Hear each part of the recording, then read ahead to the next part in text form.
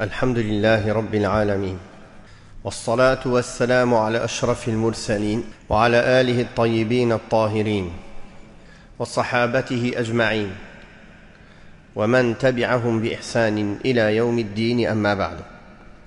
Nous continuons نواصل قراءتنا لكتاب الله سبحانه وتعالى مع شرح وتفسير باللغة الفرنسية. Nous continuons la lecture du livre d'Allah subhanahu wa ta'ala de Rubu' Yasin. Nous en sommes à Surat al-Dukhan avec l'explication et les leçons essentielles à en tirer en langue française, Inch'Allah. A'udhu billahi minash shaytanir rajim. Bismillahir rahmanir rahim. Hamim. Wal kitabil mubin. إنا أنزلناه في ليلة مباركة إنا كنا منذرين فيها يفرق كل أمر حكيم أمرا من عندنا إنا كنا مرسلين رحمة من ربك إنه هو السميع العليم رب السماوات والأرض وما بينهما إن كنتم موقنين لا إله إلا هو يحيي ويميت ربكم ورب آبائكم الأولين بل هم في شك يلعبون فارتقب يوم تأتي السماء بدخان مبين يغشى الناس هذا عذاب أليم ربنا اكشف عنا العذاب إنا مؤمنون أنى لهم الذكرى وقد جاءهم رسول مبين ثم تولوا عنه وقالوا معلم مجنون إنا كاشف العذاب قليلا إنكم عائدون يوم نبطش البطشة الكبرى إنا منتقمون. Surat al-Dukhan, c'est une sourate mécoise à l'unanimité des savants. Elle est dans l'ordre du Coran, la sourate numéro 44, avec 59 versets. Dans cette sourate, Allah tabaraka wa ta'ala met en garde les associateurs de ceux qui les attendent comme châtiment. Il commence dans le sens de sa parole. Nous avons lu du verset 1 au verset 16 de la sourate. Hamim, par le livre explicite, nous l'avons fait descendre en révélation par une nuit bénie et nous nous devions d'avertir. En cette nuit est arrêtée toute décision. Cet ordre émane de nous, car c'est nous qui envoyons les messagers. Par miséricorde de ton Seigneur, lui qui entend tout, et lui l'omniscient. Seigneur des cieux, de la terre, de ce qu'il y a entre eux, pour peu que vous en ayez la certitude. Il n'est point d'autre Dieu que lui, il fait vivre et il fait mourir. Lui, votre Seigneur, est le Seigneur de vos premiers ancêtres. Mais ils sont dans le doute et ne font que s'amuser. Attends donc le jour où le ciel fera venir une fumée bien visible, qui enveloppera les hommes. Voilà donc un supplice très douloureux. Seigneur, s'écrieront-ils, débarrasse-nous du supplice, nous sommes devenus vraiment croyants. À quoi leur sert-il aujourd'hui de se souvenir quand un messager explicite est déjà venu à eux? Ils se sont détournés de lui en disant, il a déjà été initié à ce genre d'exhortation et ce n'est qu'un fou. Que nous interrompions le supplice pour peu de temps, et vous voilà revenus à votre mécréance. Le jour où nous sévirons de notre plus grande colère, nous aurons tiré vengeance. Dans le sens de la parole d'Allah tabaraka wa ta'ala, de ces versets.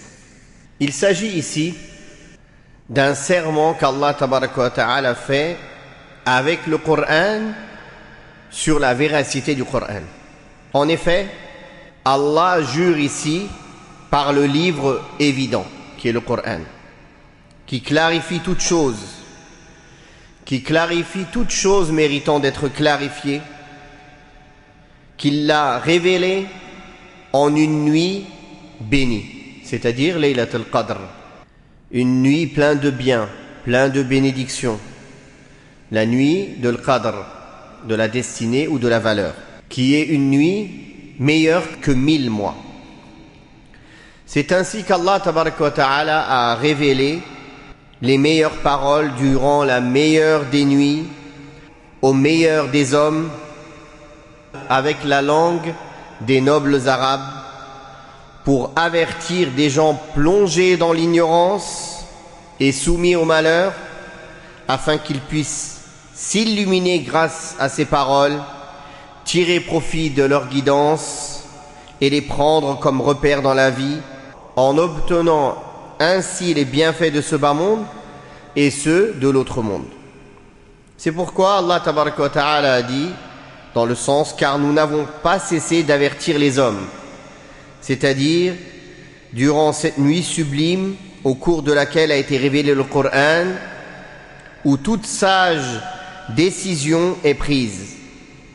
Toute sage décision, c'est-à-dire toute chose relevant de la loi d'Allah religieuse ou bien de l'ordre universel, cosmique, y est décidé et distingué et tranché par Allah tabaraka wa ta'ala. Fiha yufraqu kullu amrin hakim. Cette distinction et cette prescription qui ont lieu durant Laylat al-Qadr, durant la nuit du destin, comme Allah ta'ala le dit dans ce verset, sont conformes à ce qu'Allah a déjà destiné auparavant et écrit dans le premier livre et dans les tables gardées, dans lesquelles Allah tabaraka wa ta'ala a inscrit le destin de toutes les créatures. Ainsi, quand on dit que le destin de l'homme est écrit pour une année, Laylat al-Qadr, tout ce qui va se passer, ce n'est qu'en concordance avec ce qu'il y avait déjà écrit dans le livre gardé. Quand Allah tabaraka wa ta'ala, 50 000 ans avant de créer les cieux et la terre, il a dit à la plume, écris. Et la plume a demandé, qu'est-ce que j'écris au Seigneur des mondes? Il lui a dit, écris tout ce qui sera jusqu'à la fin des temps. Jusqu'à la fin des temps. Donc quand on dit que toute chose est destinée cette nuit-là, oui, toute chose est destinée en concordance à ce qu'Allah a déjà prédestiné et écrit dans le livre gardé. Pareil quand l'âme est insufflée à l'homme, au 4e mois, il lui est écrit sa vie, quand est-ce qu'il va mourir, est-ce qu'il va être bikatbi rizqihi, sa subsistance, wa ajalihi wa amalihi wa shaqiyun aw sa'id. Donc sa subsistance, combien de temps il va vivre, ses actes, et est-ce qu'il sera parmi les vainqueurs ou les perdants, les bienheureux ou les malheureux. Pareil, cette écriture est en concordance avec ce qu'il y a déjà écrit dans les tables gardées.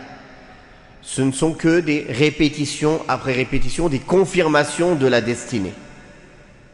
Certains savants disent que certains écrits sont généraux et d'autres plus détaillés, dans un sens comme dans l'autre, mais il n'y a pas réellement un texte qui vient expliciter cela. On sait juste que, avec certitude, cela ne se contredit pas. Donc, cette prescription pour une année, la destinée annuelle, elle est destinée chaque nuit de Laylat al-Qadr, chaque année. Tout ce qui va se passer, en concordance avec ce qui a été déjà destiné dans la vie de chacun et ce qui a déjà été destiné dans le livre gardé par Allah tabaraka wa ta'ala.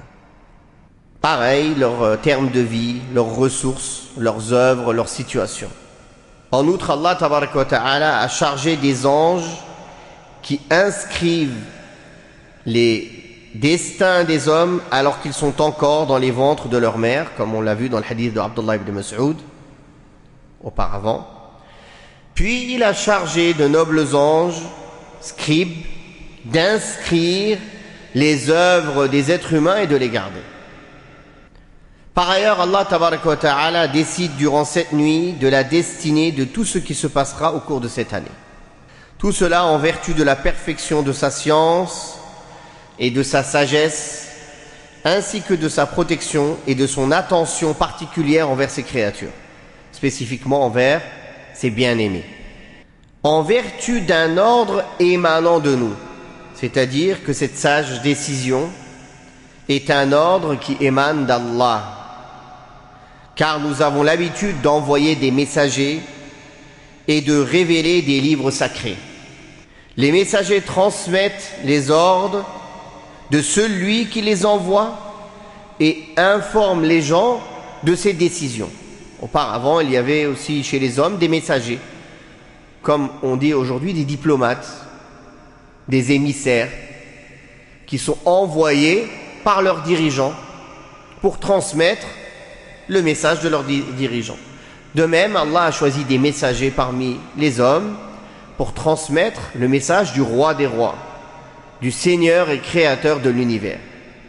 Et tout ceci, ces envois de messagers, ces envois de livres, à titre de miséricorde de la part de ton Seigneur, c'est-à-dire que l'envoi des messagers, la révélation des livres sacrés, dont le meilleur d'entre eux est le Coran, sont une miséricorde de la part d'Allah tabaraka wa ta'ala, le Seigneur des hommes, pour les hommes. Il n'y a pas de miséricorde de la part d'Allah envers ses créatures plus grande et plus majestueuse que leur guidance par les livres et les prophètes. Car sans cela, la personne est dans un égarement évident. Elle perd cette vie et l'au-delà. Sans la révélation, l'homme ne peut rien gagner. Tout bien que l'homme récolte en ce bas monde et dans l'au-delà aura pour cause et raison les livres révélés et les prophètes envoyés.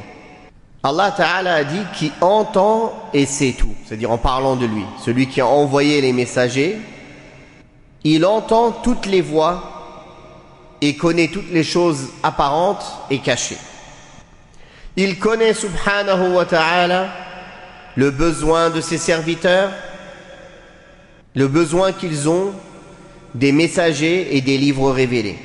Et par conséquent, il leur accorde sa miséricorde et leur fait don de cela. Subhanahu wa ta'ala, qu'il soit loué et glorifié pour sa bienfaisance et ses dons envers nous. Le Seigneur des cieux et de la terre et de ce qu'il y a entre eux, des espaces interstellaires, le Créateur de tout cela est celui qui en dispose à sa guise. Si seulement vous pouviez croire. En ajoutant foi à cela, avec conviction, en sachant que le Seigneur des créatures est le seul vrai Dieu qui mérite d'être adoré, invoqué, aimé, avoir espoir en lui, le craindre et désirer sa rencontre et le retour auprès de lui. C'est pour cela qu'il a dit « La ilaha illahu » il n'y a de Dieu que lui, de vrai Dieu que lui. C'est-à-dire qu'il est le seul Dieu vrai qui mérite d'être adoré. Yuhyi wa yumit, il donne la vie et il donne la mort. C'est-à-dire qu'il est le seul à disposer de la vie et de la mort, et il vous réunira après votre mort pour vous rétribuer pour vos œuvres, en bien ou en mal. Il est le Seigneur, il est votre Seigneur et le Seigneur de vos premiers ancêtres, le Seigneur des premiers et des derniers, celui qui leur prodigue ses bienfaits et éloigne d'eux les malheurs.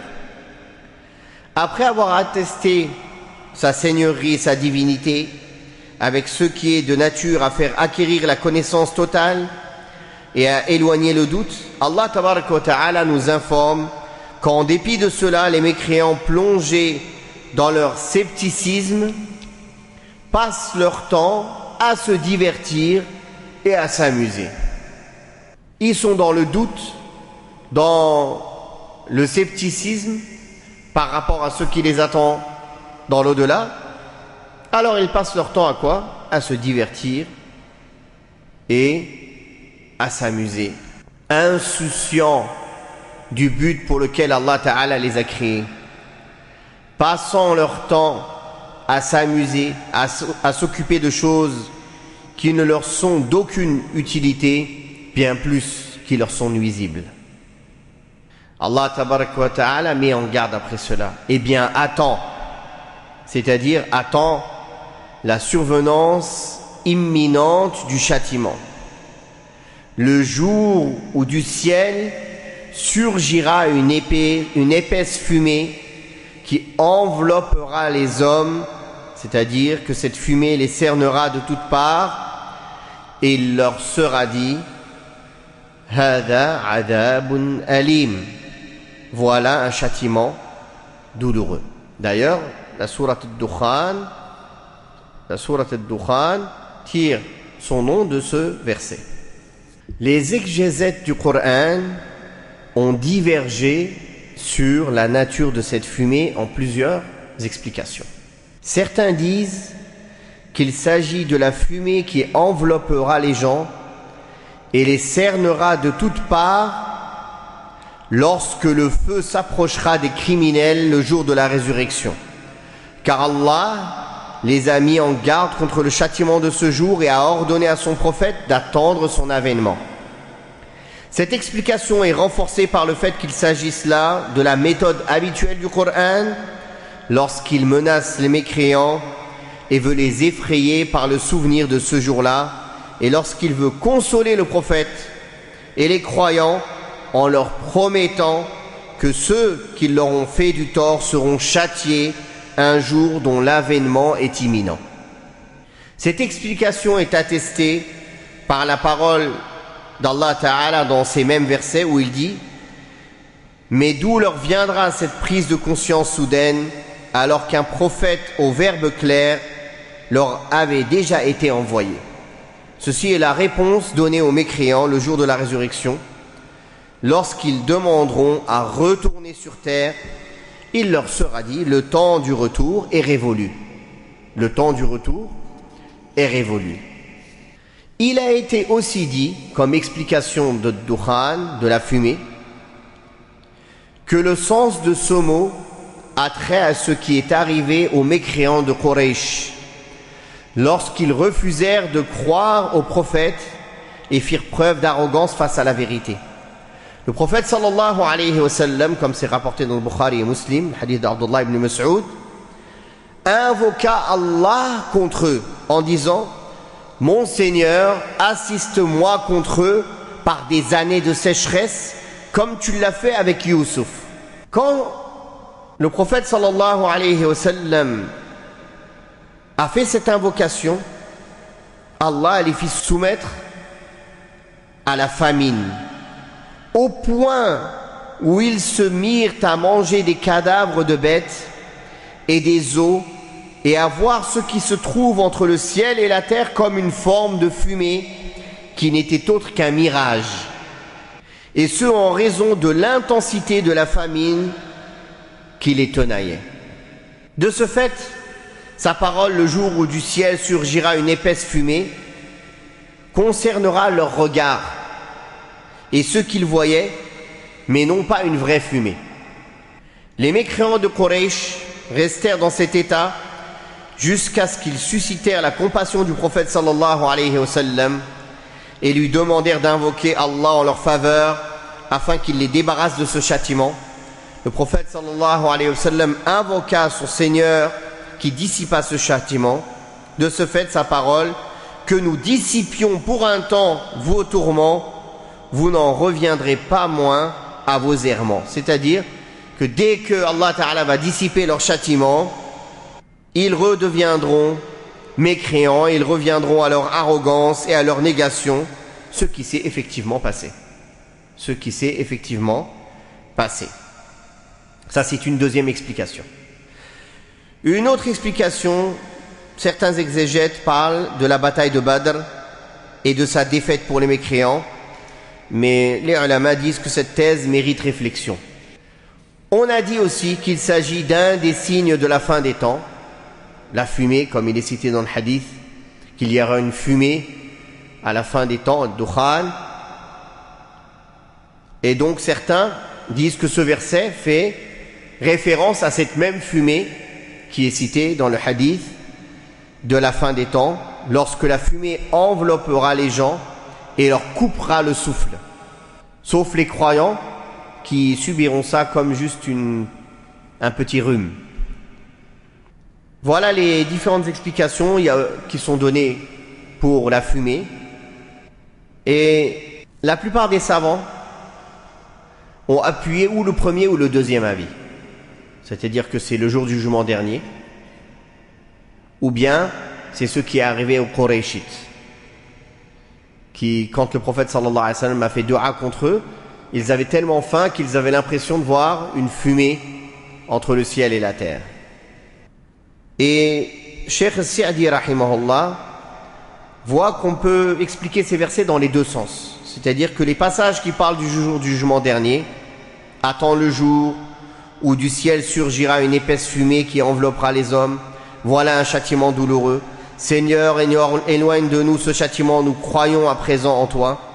Mais d'où leur viendra cette prise de conscience soudaine, alors qu'un prophète au verbe clair leur avait déjà été envoyé et qu'ils l'avaient repoussé en disant « C'est un fou qui répète une leçon apprise ». Ça parle du jour de la résurrection. Et la fin des versets, que nous dissipions pour un temps vos tourments, vous n'en reviendrez pas moins à vos errements, à vos égarements. Le jour où nous frapperons avec la dernière rigueur, nous vous ferons expier vos fautes. Ça peut s'appliquer à ce qui est arrivé aux Qurayshites. Car quand Allah Ta'ala a éloigné d'eux leurs tourments, ils sont revenus à leurs errements et à leurs égarements. Donc, Cheikh Sa'di rahimahullah voit que la fumée, elle parle de la fumée du jour du jugement dernier, et la fin des versets juste après, en parlant de la fumée, de ce qui est arrivé aux Qurayshites, que une fois qu'Allah Ta'ala a éloigné d'eux la sécheresse, ils sont revenus à leur égarement. Ils sont revenus à leur égarement. Wallahu a'lam. Voilà ce que l'on peut dire en résumé sur ces versets, du verset 1 au 16 de Surat al-Dukhan. Et on verra la suite la prochaine fois si Allah nous le permet, incha'Allah. Wallahu ta'ala a'la wa a'lam. Wa sallallahu ala Muhammadin wa ala alihi wa sahbihi wa sallam. Walhamdulillahi rabbil alamin.